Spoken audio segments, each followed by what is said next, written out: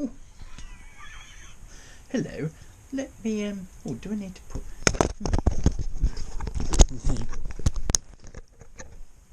hello folks.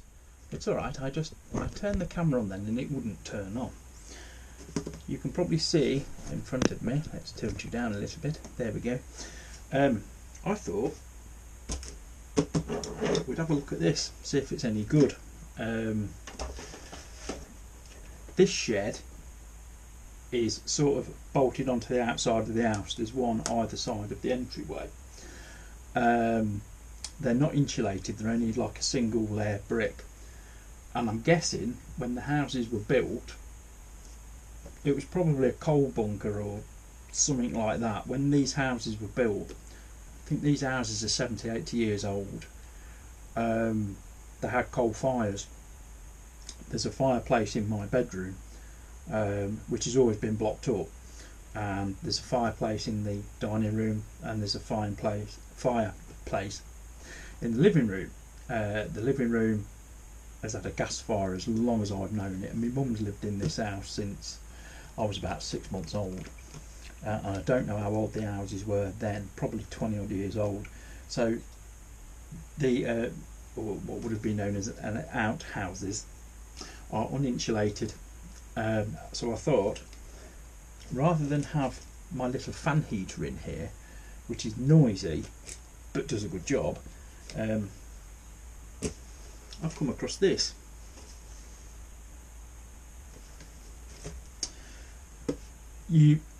How did I find it?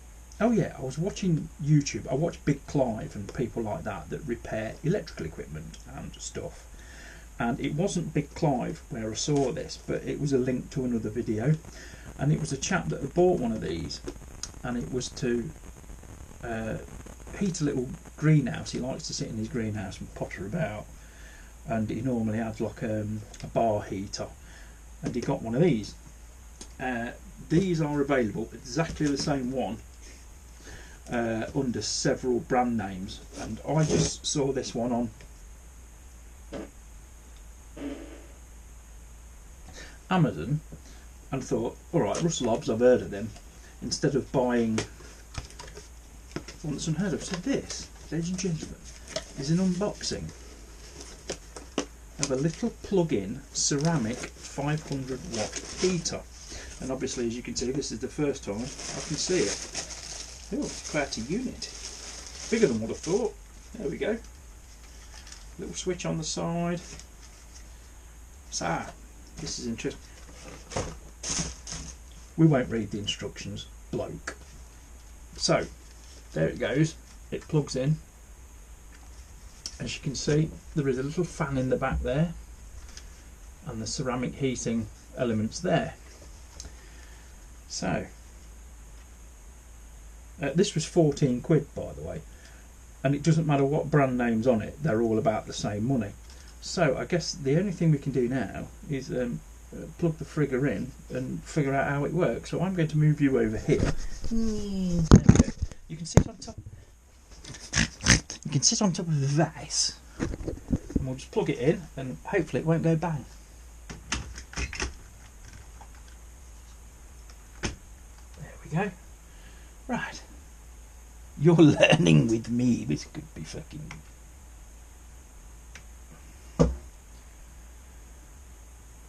Alrighty then. Oh, I've got to turn it on. What a dickhead.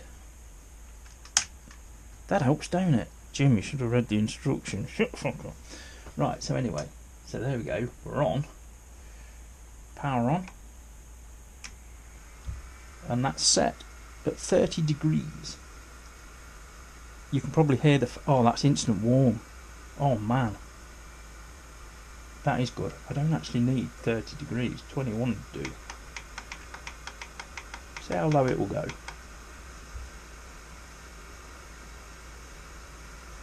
Oh, that's instant. That is warming this area up immediately. It's quiet. It's a lot quieter than the fan. You know, the bigger fan heater. That is belting some heat out. I mean, 21 is roughly what I have in the car, between 19 and 21. That is really good.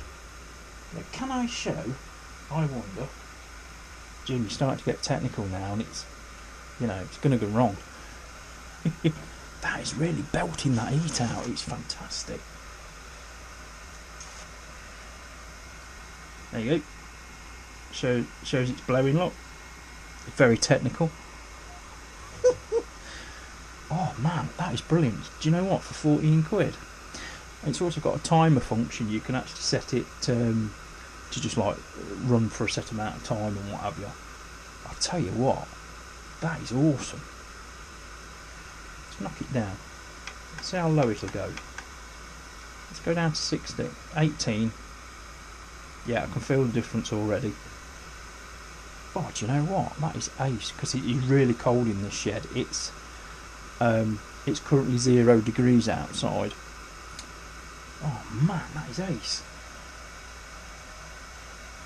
But if I left that running for like half an hour, it'd be enough to warm this space up. That is really good. So anyway, let's there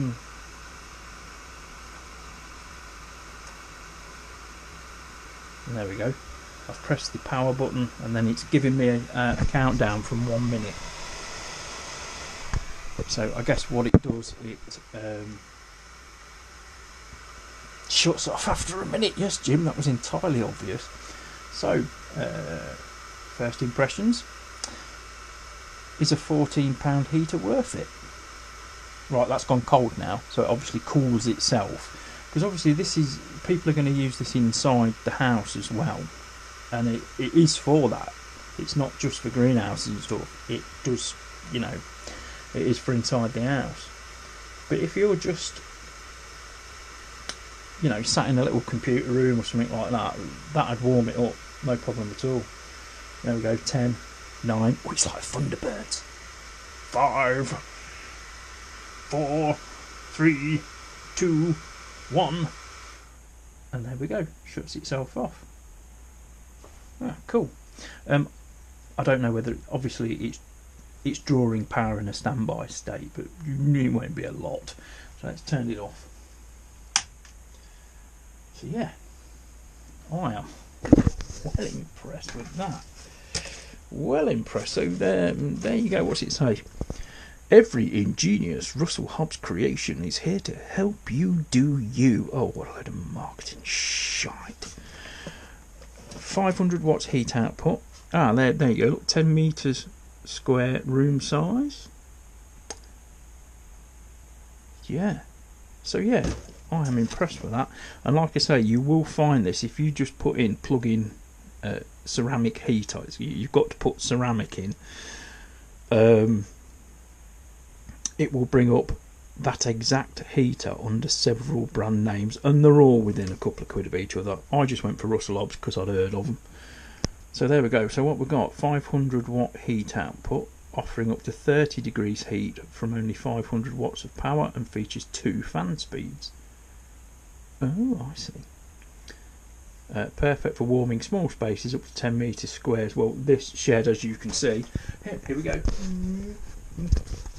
It's not 10 metres, it's about 7, 8 foot square, and it's done a good job. I'm going to turn it back on again because I've turned it off. I'm fucking cold. Right, here we go then. It's very secure in the plug. There you go, I've got that at 30. Oh, it's belting out already. Yeah, lovely. There we go, LED display. Select a temperature from 15 degrees to 30. This is Celsius, by the way. Using the easy to use digital controls and LED display. 12-hour timer and a night light. Well, there you go. Fully programmable 12-hour timer and innovative night light for added safety at night. And a 2-year guarantee. Well, can't complain. Oh, look, instructaments. Yeah.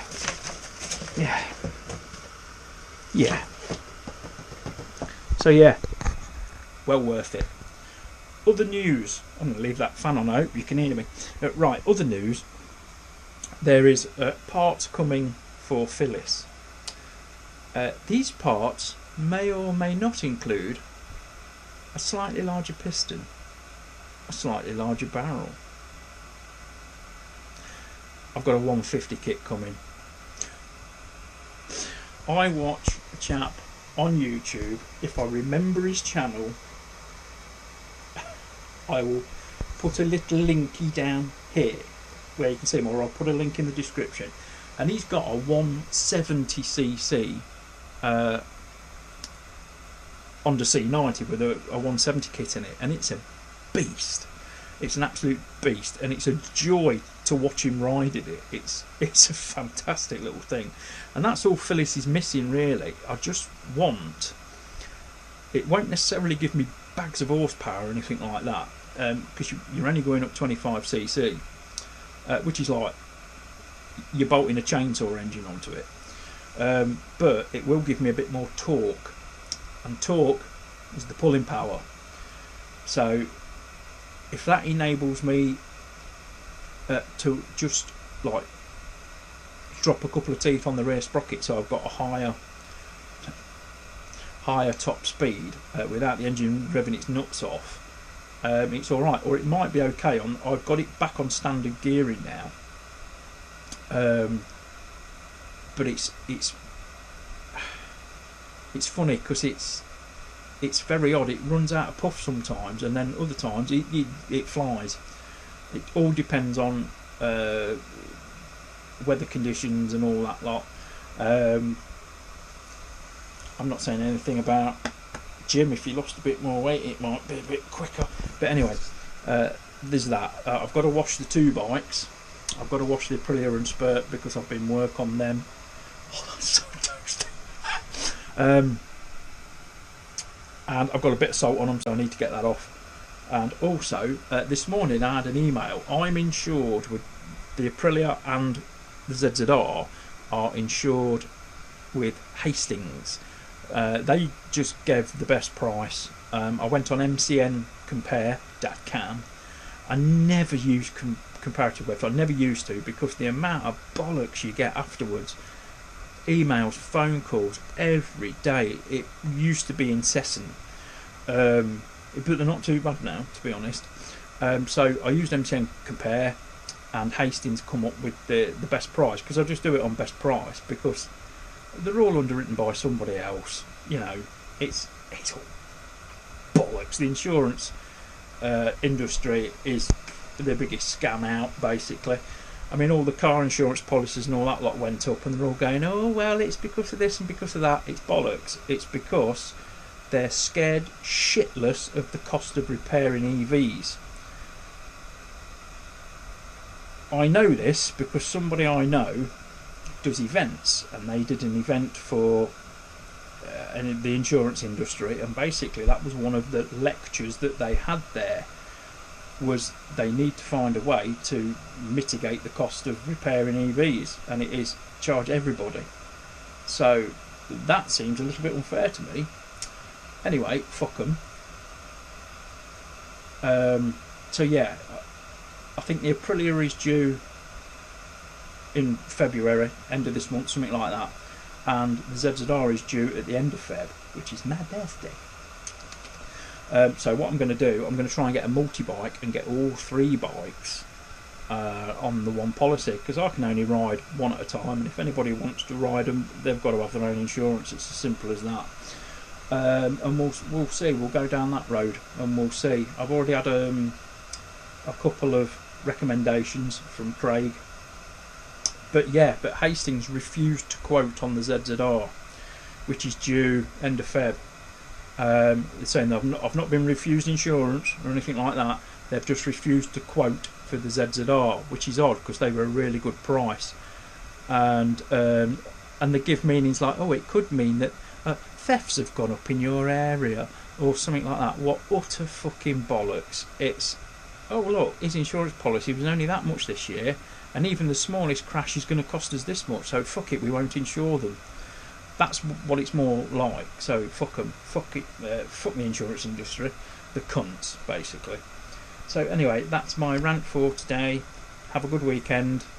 Toasty heat, highly recommended. For 14 quid, I am now toasty. If I'm going to be working in this area, that That's punting out more than enough.